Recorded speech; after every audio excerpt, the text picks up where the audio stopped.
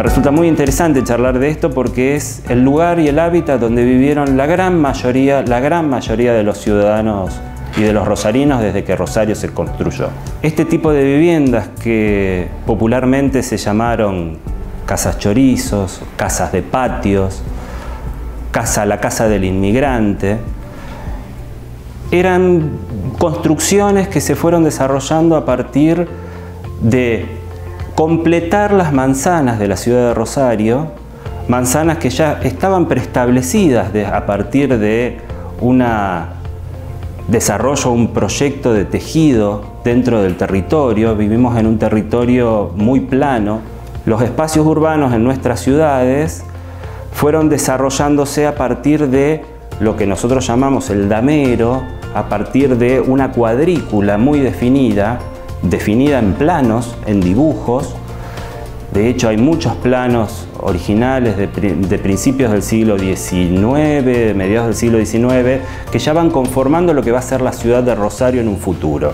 Ese tejido, conformando calles y manzanas, es la regla básica por la cual nace la ciudad de Rosario. Cada manzana se plantea con una subdivisión de terrenos, de lotes, de una medida que en el frente era muy precisa. Habitualmente eran medidas de ancho los lotes de 10 varas, que era la unidad de medida que utilizaban los españoles en la época de la colonia y que después se siguió usando a lo largo del siglo XIX hasta que, bueno, se cambió al sistema métrico decimal. Esas 10 varas daban una medida traducida al sistema métrico de 8,66. Es muy común ver en la ciudad de Rosario y en varias ciudades de la región lotes con una medida de 8,66 de frente por la profundidad, que tiene según dónde esté ubicado en la manzana. Volviendo al tema de estas casas, de estas viviendas, de estas construcciones, son las que fueron llenando cada uno de esos lotes, consolidando la ciudad desde un centro original, que era la zona de la Catedral, la zona de la Plaza 25 de Mayo, radialmente hacia el interior del territorio. Son la construcción colectiva más masiva que conformó la ciudad de Rosario. No son un modelo como de un auto que se replicó exactamente. Muy por el contrario, estas construcciones son un tipo. ¿Qué quiero decir con esto? Estas construcciones se avienen a un par de reglas básicas. En ese lote que estábamos hablando, se construyen habitaciones de una medida, normalmente eran de 4,5 por 4, por 4,5 de alto o por 4 de alto, habitaciones, una a continuación de la otra, desde el frente hacia el fondo, dejando un patio, que era el patio de ventilación e iluminación a estas habitaciones, aproximadamente de la mitad del lote total. Estas construcciones, por ejemplo, que eran una habitación a continuación de la otra, eran habitaciones multifuncionales. No es que una habitación era el comedor, una habitación era el estar, una habitación era un dormitorio, una habitación era una cocina.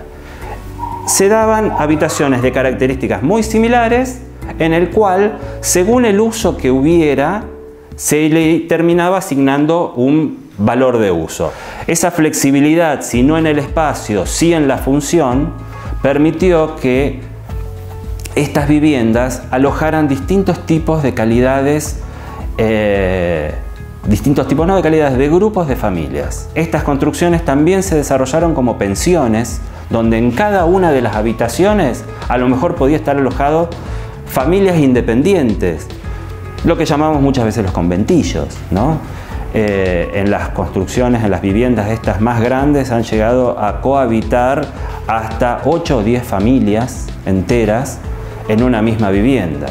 Con el uso, las familias o la misma sociedad va encontrando cuáles son los inconvenientes o cuáles son las virtudes que tiene un espacio que va habitando. A partir de ahí, si se quiere, a modo prueba y error, va modificando por un lado costumbres y por otro lado va modificando los espacios que va habitando. Así La habitación que da al frente empieza a ser la habitación de estar y la habitación de recibo de visitas o de parientes o de gente que no era necesariamente del interior de la familia. Por lo tanto, esa habitación empieza a adquirir otro tamaño, se empieza a hacer más grande, empieza a estar más decorada, empieza a tener otros materiales. Los pisos a lo mejor empiezan a cambiar y empiezan a tener pisos de mayor calidad. A medida que van avanzando los años, empiezan a aparecer las decoraciones, empiezan a aparecer las mansardas, empiezan a aparecer los dinteles, las balaustradas. Las primeras viviendas, primeras casas chorizos que se tiene memoria en la ciudad de Rosario, normalmente el frente era una verja, una puerta de rejas con una reja y había un retiro de aproximadamente 4 metros y medio y a partir de ahí comenzaba la construcción. Esta subdivisión de la manzana con un frente de estos 8,66 por fondo variable, 25, 30, llegaban a tener hasta 50, 60 metros de profundidad. En un principio empieza con la construcción de, por ejemplo, 2 habitaciones. Eso es la cantidad de dinero que tenía la familia o el soltero o la persona que se pone a construir una vivienda en estos lotes. La idea siempre fue que las construcciones fueran en etapas. A medida que iba entrando dinero, esas construcciones iban ampliándose. El origen normalmente eran 2 o 3 habitaciones con un baño, un excusado al fondo.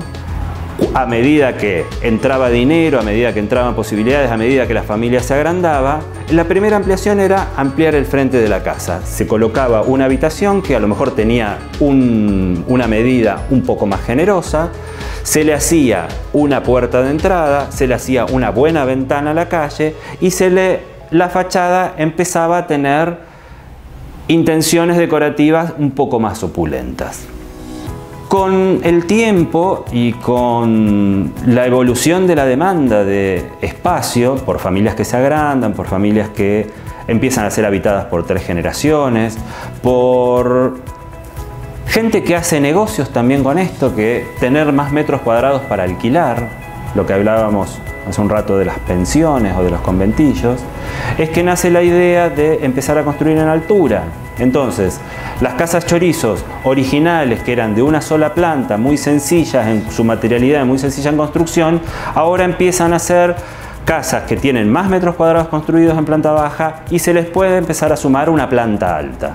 En ese proceso de complejización de la vivienda, en cuanto a su espacialidad, en cuanto a su volumen, en cuanto a su decoración, se ve plasmada en todas estas carpinterías muy trabajadas, un trabajo muy delicado de los carpinteros locales, un trabajo muy delicado de los herreros en todas las rejas, en todas las celosías, y un trabajo muy delicado de terminaciones en la yesería, en los interiores, con lo que les había contado de los rosetones, las molduras. Rosetones, molduras y decoraciones que estaban privilegiando espacios dentro de la vivienda. Estas casas nacen, se construyen, se desarrollan a lo largo del tiempo a partir precisamente de una construcción cultural colectiva, que es un poco la amalgama de todos estos artesanos provenientes de culturas diferentes y provenientes de países diferentes, con unos conocimientos propios del oficio que por necesidad o por gusto o por placer de mostrar fueron incorporando acá en la ciudad de Rosario toda esa cultura que podemos llamar la cultura rosarina, la cultura inmigrante.